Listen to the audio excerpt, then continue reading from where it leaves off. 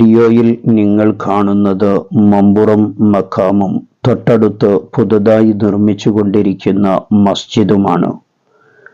കേരളത്തിലെ പ്രശസ്തമായ മുസ്ലിം തീർത്ഥാടന കേന്ദ്രമാണ് മമ്പുറം മഖാം. മലപ്പുറം ജില്ലയിലെ തിരൂരങ്ങാടിക്കടുത്തുള്ള മമ്പുറത്ത് കടലുണ്ടിപ്പുഴയുടെ തീരത്താണ് മഖാം സ്ഥിതി ചെയ്യുന്നത്. മമ്പുറം തങ്ങന്മാർ എന്നീ പേരിൽ പ്രശസ്തരായ യമനി സാദാത്തുക്കളുടെ കുടുംബാംഗങ്ങളാണ് ഇവിടം മറമാടപ്പെട്ടിട്ടുള്ളത്.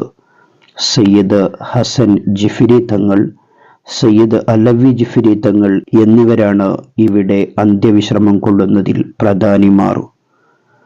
ദേശീയപാത 17 മലപ്പുറം ജില്ലയിൽ കോഴിക്കോട് യൂണിവേഴ്സിറ്റിയിൽ നിന്നും കോട്ടക്കലിലേക്കുമുള്ള യാത്രക്കിടയിൽ കക്കാട് ജംഗ്ഷനിൽ ഇറങ്ങി പരപ്പനങ്ങാടി റോട്ടിൽ 3 കിലോമീറ്റർ യാത്ര ചെയ്താൽ മമ്പുറത്തെത്താൻ കഴിയും. കോഴിക്കോട്ട് നിന്ന് ഏകദേശം 35 കിലോമീറ്റർ ദൂരമാണ് ഇവിടേക്കുള്ളത്. തൊട്ടടുത്ത റെയിൽവേ സ്റ്റേഷൻ പരപ്പനങ്ങാടിയും തിരൂരുമാണ്.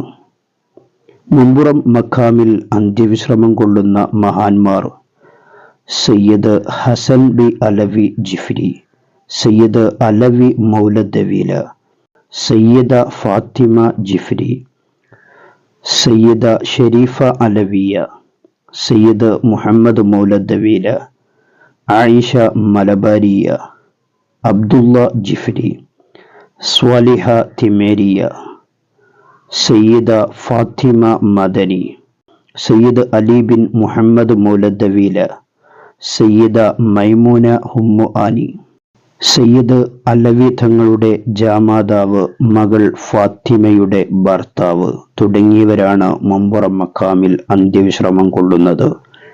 മഹാന്മാരുടെ ഹളറത്തിലേക്ക് എല്ലാ ദിവസവും ഓരോ ഫാത്തിഹ ഓതാൻ വേണ്ടി നാം ശ്രമിക്കുക. അല്ലാഹു തആല തൗഫീഖ് നൽകട്ടെ.